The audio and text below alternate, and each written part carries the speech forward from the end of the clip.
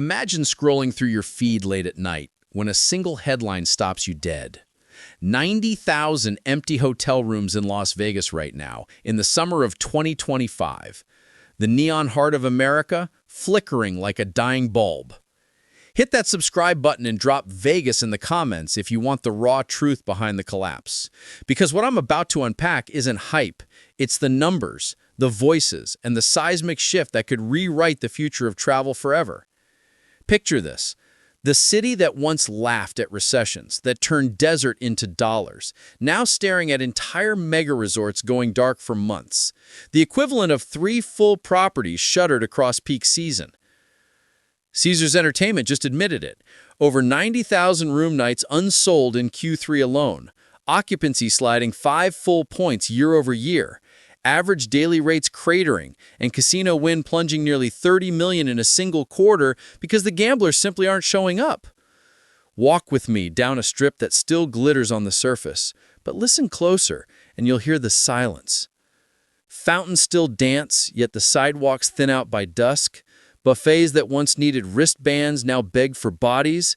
And veteran front desk warriors like Jessica, 12 years at Caesar's Palace, whispering they've never seen whole floors go untouched, not even in the slowest January weeks. This isn't a seasonal hiccup, it's a systemic scream. Costs have detonated.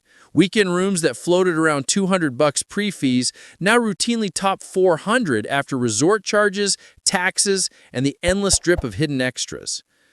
Domestic flights into Harry Reid have ballooned on fuel surcharges and slashed routes. A burger fries combo that cost $12 in 2019 now stabs $25 before tip. International travelers, once the high-rolling lifeblood, are vanishing fastest. The dollar's muscle makes every show ticket feel like grand larceny. Visa integrity fees tack on $250 just to apply, and 40 major airports worldwide just lost direct flights to the U.S. courtesy of the Transportation Secretary's 2025 cuts. Listen to the accents fading from the roulette tables.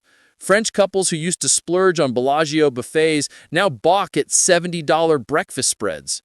Japanese high rollers reroute to Macau where the math still works. And British families discover Mexico's all-inclusives deliver infinity pools and top-shelf tequila for what Vegas charges in resort fees alone. Domestic escape artists aren't saving the day either. Miami's beaches and bottle service undercuts the Strip on total wallet damage. Nashville wraps live music in cheaper hotels. And even cruise lines now dangle 7-day Caribbean loops for less than a 3-night Vegas bender. Perception has flipped. The old tagline, "What happens here stays here," now reads like a warning label for financial regret. Social media drips with confessions. Loyalists who swore by annual pilgrimages to the high roller now post Cabo sunset selfies with captions that sting. Cleaner sand, no nickel and diming, and the margaritas don't come with a side of guilt. Zoom out, and the pattern goes global. Macau, Asia's gambling crown, still hasn't clawed visitor counts back to 2019, despite zero COVID policies in the rearview. Its gaming tables sit half empty, while luxury spend funnels into Singapore's integrated resorts instead. Dubai, once the Middle East's answer to Vegas excess, pivoted hard. Finance hubs, golden visas, tech incubators. So short-stay tourists are now garnish, not the main course. Las Vegas, by contrast, doubled down on the same playbook. Bigger fountains, pricier residencies, resort fees that climb faster than inflation. The traveler of 2025 isn't the same impulsive weekend warrior. They're debt-loaded, rate-shocked, and surgically selective, demanding transparency, authenticity, and ROI on every dollar. When a couple can book an all-inclusive in Cancun with flights for what Caesars wants for 2 nights sans breakfast, the math writes itself. Drill into Nevada, and the pain radiates like heat stroke. Tourism isn't an industry here, it's oxygen. 1 in 4 jobs ties back to a visitor's credit card swipe. Dealers, dancers, valets, barbacks, Uber drivers, boutique owners, even the guy steaming gowns for bridal parties.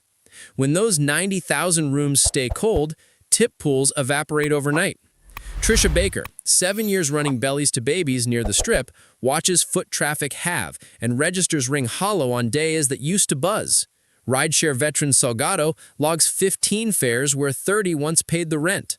Sales tax receipts sag. Suburban strip malls post for lease signs like confetti, and commercial listings for retail graveyards inside the resorts themselves climb quietly on LoopNet. The giants blink first. MGM and Caesars flood email inboxes with 2-for-1 buffets, comped parking for locals, a perk they swore they'd never need, 25% off food and beverage through Halloween, 15% room discount stretching clear to March 2026 just to keep the lights on. Executives on earnings calls dodge the word crisis, but the slide decks don't lie. Visitation cratered 11% in June, 12% in July, and August refused to rebound. Analysts split into two camps. One calls it a healthy correction after a post-pandemic price bubble. The other whispers burst and points to history's graveyard of overbuilt playgrounds. Reinvention is baked into Vegas DNA. It survived mob crackdowns, the '08 crash, COVID ghost towns, by luring sports franchises, Formula One, and EDM empires. But the cracks today run deeper than any prior quake. The old formula, gambling plus spectacle equals infinite demand, no longer balances when the customer demands value plus experience equals loyalty. Caesar's own brass now floats trial balloons, non-gaming amenities, transparent pricing, residential hybrids, maybe even subscription models for locals. The clock ticks louder than slot machines at 3 a.m. If Dubai can morph into a global business hub and still keep the Burj glowing, Vegas can pivot. Wellness retreats in the desert, creator content studios inside old theater shells, micro-conventions for niche fandoms, or hell, blockchain-integrated loyalty that actually rewards instead of punishes. But hesitation is the only losing bet on the felt. Those 90,000 empty rooms aren't a statistic. They're a mirror. They reflect a nation rethinking disposable income, a planet recalibrating post-pandemic priorities, and an industry forced to evolve or evaporate. Nevada's tax base, its school budgets, its small business dreams, all ride on whether the Strip can swap glitter for substance before the silence becomes permanent. Smash the bell icon so you never miss the follow-up. Will Vegas pull an Elvis comeback or fade like a one-hit wonder? Drop your wildest prediction below, share this with the group chat that still thinks Vegas is cheap, and let's keep the conversation rolling. The desert isn't done dealing yet, but the hand it's holding just got a lot more complicated.